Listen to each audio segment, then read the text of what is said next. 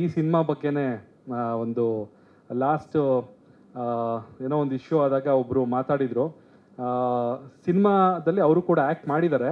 ನನಗೆ ಗೊತ್ತಿಲ್ಲ ಅವ್ರು ಯಾಕೆ ಆ ಥರ ನನ್ನ ಮೇಲೆ ಒಂದು ಆರೋಪಗಳನ್ನ ಮಾಡಿದರು, ಒಂದೆರಡು ಆರೋಪಗಳನ್ನ. ಅದನ್ನು ಇವತ್ತು ಈ ಸ್ಟೇಜ್ ಮುಖಾಂತರನೇ ಅದನ್ನು ಕ್ಲಾರಿಫೈ ಮಾಡಿದ್ರೆ ಒಳ್ಳೇದು ಅಂತ ಅನ್ನಿಸ್ತದೆ. ಬಿಕಾಸ್ ಈ ಸಿನಿಮಾದಲ್ಲಿ ನಾನು ಶೂಟಿಂಗ್ ಟೈಮಲ್ಲಿ ನಾನು ಆ ಥರ ಮಾಡಿದ್ದೆ ಅನ್ನೋ ಒಂದು ಅಲಿಗೇಷನ್ನ ಅವರು ಮಾಡಿದರು. ಸೊ ಹಾಗಾಗಿ ನಾನು ಅದನ್ನು ಇಲ್ಲೇ ಕ್ಲಾರಿಫೈ ಮಾಡಬೇಕಂತ ಅಂದ್ಕೊಂಡಿದ್ದೀನಿ. ಒಂದು ಫಸ್ಟು ನನ್ನ ಮೇಲೆ ಅವರು ಆರೋಪ ಮಾಡಿದ್ದು, ಸಿನಿಮಾಗೆ ನಾನು ಶೂಟಿಂಗ್ ಟೈಮ್ನಲ್ಲಿ 15 ದಿವಸ ಫೋನ್ ಸ್ವಿಚ್ ಆಫ್ ಮಾಡಿಕೊಂಡು ಶೂಟಿಂಗಿಗೆ ಬಂದಿಲ್ಲ ಅನ್ನೋ ಒಂದು ಆರೋಪ ಮಾಡಿದರು. ಹಾಗೆ ಎರಡನೇದು, ಯಾವುದೋ ಒಂದು ಪ್ರೆಸ್ ಮೀಟ್, ಅಂದರೆ ನಮ್ಮ ಸಿನಿಮಾ ಕುಂಬಳಕಾಯಿ ಆಗಿದ್ದು ಒಂದು ಪ್ರೆಸ್ ಮೀಟ್ ಮಾಡಿದ್ವಿ. ಆ ಪ್ರೆಸ್ ಮೀಟಿಗೆ ನಾನು ಮನೆಯಲ್ಲಿ ಹಾಕೋ ಬಟ್ಟೆನ ಹಾಕೊಂಡ್ಬಂದಿದ್ದಂತೆ ಸ್ಟೇಜ್ ಮೇಲೆ. ಆವಾಗ ಡೈರೆಕ್ಟರ್ ಕರೆದು ನನ್ನ ಬೈದ್ರಂತೆ. ಸೊ ಈ ರೀತಿಯಾದ 2 ಆರೋಪ ಮಾಡಿದರೆ ಅದನ್ನು ಕ್ಲಾರಿಫೈ ಮಾಡಬೇಕು. ಅದಕ್ಕೋಸ್ಕರ ನಮ್ಮ ಡೈರೆಕ್ಟರ್ನ ಸ್ಟೇಜ್ ಮೇಲೆ ಕರೀತಾ ಇದ್ದೀನಿ. ಅವ್ರು ಬಂದ್ಬಿಟ್ಟು ಇದಕ್ಕೆ ಕ್ಲಾರಿಫಿಕೇಶನ್ ಕೊಟ್ಟರೆ ನನಗೆ ಸಮಾಧಾನ ಆಗುತ್ತೆ. ಡೇಟ್ ನೋಡ್ಕೊಂತಿದ್ದಾರೆ ಶ್ರೀಕಾಂತ್ ಬನ್ನಿ. ಯಾಕೆ ಆ ವ್ಯಕ್ತಿ ಆ ರೀತಿ ಹೇಳಿದ್ರು ನನಗಂತೂ ಗೊತ್ತಿಲ್ಲ. ನೀವೇನಾದರೂ ಹೇಳ್ಕೊಟ್ಟಿದ್ರೆ ಪಬ್ಲಿಸಿಟಿಗೋಸ್ಕರ ಹೇಳ್ಕೊಟ್ಟಿದೆ ಅಂತ ತಿಳ್ಕೊಬೇಡಿ. ಪಬ್ಲಿಸಿಟಿ ಆಗಲಿ ಆ ಥರ ಏನಾರ ಇದ್ದರೆ. ಆ ಥರದ್ದು ಏನಿಲ್ಲ. ಇಲ್ಲ, ಆ್ಯಕ್ಚುಲಿ ಪ್ರಾಮಿಸ್ಲಿ ಹೇಳ್ತೀನಿ, ಹಾನೆಸ್ಟ್ಲಿ ಶೂಟಿಂಗ್ ಸ್ಪಾಟಿಗೆ ನಾಟ್ ಓನ್ಲಿ ಡೇಟ್, ಅವರು ಆನ್ ಟೈಮ್, ಒಂದು ದಿನವೂ 10 ನಿಮಿಷವೂ ಸಹ ಲೇಟಾಗಿ ಬಂದಿಲ್ಲ. ಇದು ನನ್ನ ಕಡೆಯಿಂದ ಕ್ಲಾರಿಫಿಕೇಷನ್. ಓಕೆ, ಯಾವತ್ತೂ ಬಂದಿಲ್ಲ. ಅವರು 3 ಶೆಡ್ಯೂಲಲ್ಲಿ ಮಾಡಿದ್ವಿ. ಸಾಂಗಾಗಿ ಮೈಸೂರಿಗಾಗಿರ್ಬೋದು, ಮತ್ತು ಇನ್ನೊಂದು ಹೇಳಲೇಬೇಕು ನಿಮ್ಗೆ. ಆ್ಯಕ್ಚುಲಿ ಇದ್ರ ಜೊತೆಗೆ ಅವರು ಆಲ್ಮೋಸ್ಟ್ ಈ ಸಿನಿಮಾಗೆ 3 ಕ್ಯಾರೆಕ್ಟ್ರೇಷನ್ ಮಾಡಿದ್ದಾರೆ. ಸೊ ಅವರು ವೆಯ್ಟನ್ನು 8 ರಿಂದ 9 kg ವೇರಿಯೇಷನ್ಸು ಅಷ್ಟು ಡೆಡಿಕೇಟಿವ್ ಆಗಿ ಮಾಡಿದ್ದಾರೆ. ಹಾಗಾಗಿ ಟೈಮಿಗೆ ಬಂದಿಲ್ಲ ಅಂತ ಹೇಳೋದಲ್ಲಿ ತಪ್ಪಾಗುತ್ತೆ. 100% ಬಂದಿದ್ದಾರೆ. ನೀವು ಕ್ಲಾರಿಫೈ ಮಾಡಿರಿ. ಆಯ್ತು, ಡೈರೆಕ್ಟರ್ ಹೇಳಾದ್ಮೇಲೆ ಆಯ್ತು. ಆಮೇಲೆ ಯಾವಾಗ ಬೈದಿದ್ರಂತಲ್ಲ, ಅದು ಸ್ವಲ್ಪ ಹೇಳ್ಬಿಡಿ, ಏನಂತ ಬೈದಿದ್ರು. ನಾವು ಬೈಯೋಷ್ಟು ಯಾವಾಗಲೂ ಮಾತಾಡೇ ಇಲ್ಲ, ಕಮ್ಮಿನೇ ಮಾತಾಡ್ತೀವಿ ನಾವು, ತುಂಬಾ ಕಮ್ಮಿ ಮಾಡಿ. ಇಲ್ಲ ಆ ಥರದ್ದು ಯಾವುದು ಬಂದಿಲ್ಲ. ಮೋಸ್ಟ್ಲಿ ಅವರು ನಿಮ್ಮನ್ನು ಸೂಪರಾಗಿ ನೋಡೋಕೆ ಇಷ್ಟಪಟ್ಟಿದ್ದಾರೆ ಸರ್. ನೆಕ್ಸ್ಟ್ ಕಲರ್ಫುಲ್ ಬಟ್ಟೆ ಹಾಕೊಂಬರ್ಲಿ ಅಂತ ಅವ್ರಿಗೆ ಇಷ್ಟ. ಓಕೆನಾ ಸರ್?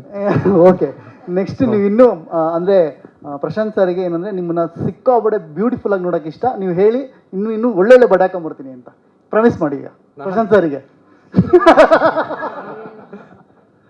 ಇಲ್ಲ, ಏನಿಲ್ಲ, ಬಟ್ಟೆಯಲ್ಲಿ ಏನಿಲ್ಲ. ಆಕ್ಚುಲಿ ಅದನ್ನ ಹೇಳಕ್ಕೆ ಚೆನ್ನಾಗಿದ್ರೆ ಆಯ್ತು, ಎಲ್ಲರೂ ಚೆನ್ನಾಗಿ. ಆಕ್ಚುಲಿ ಪ್ರೋಗ್ರಾಮಿಗೆ ಬಂದ್ರೆ ಸಾಕು, ಮನಸ್ಸು ಒಳ್ಳೇದ್ ಮಾಡಿದ್ರೆ ದೇವ್ರು. ಬಟ್ಟೆಯಲ್ಲಿ ಏನಿಲ್ಲ. ಅದನ್ನ ನಾನು ನಿನ್ನೆ ಹೇಳ್ಬೋದಿತ್ತಾನೆ, ನಾನು ಸೀರೆ ಉಟ್ಕೊಂಡು ಬರ್ತಿದ್ನ. ಇಲ್ಲ, ಚೆನ್ನಾಗಿ ಕಾಣ್ತಿದ್ರು ಆಕ್ಚುಲಿ. ಸೊ ಅದು ಬಟ್ಟೆದೇನು ಪ್ರಾಬ್ಲಮ್ ಇಲ್ಲ.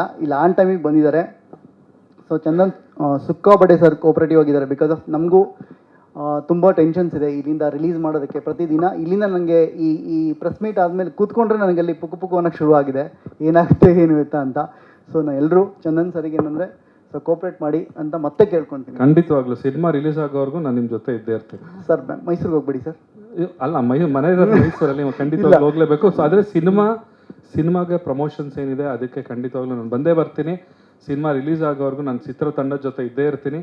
ಆ್ಯಂಡ್ ಮತ್ತೊಮ್ಮೆ ಎಲ್ಲರಿಗೂ ನಾನು ರಿಕ್ವೆಸ್ಟ್ ಮಾಡೋದೇನು ಅಂತ ಹೇಳಿದ್ರೆ, ಹೌದು ಮಾರ್ಕೆಟು ಇವಾಗ ಬೇರೆ ಥರ ಟರ್ನ್ ಆಗಿದೆ.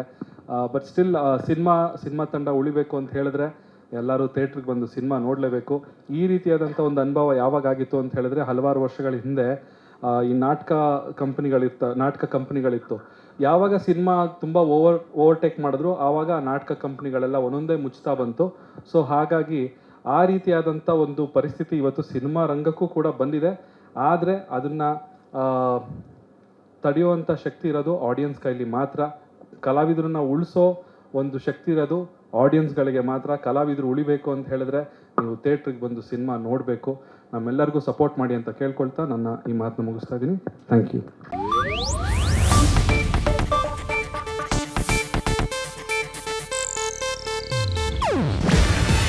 ಇದು ಏಷ್ಯಾನೆಟ್ ನ್ಯೂಸ್ ನೆಟ್ವರ್ಕ್ ಪ್ರಸ್ತುತಿ.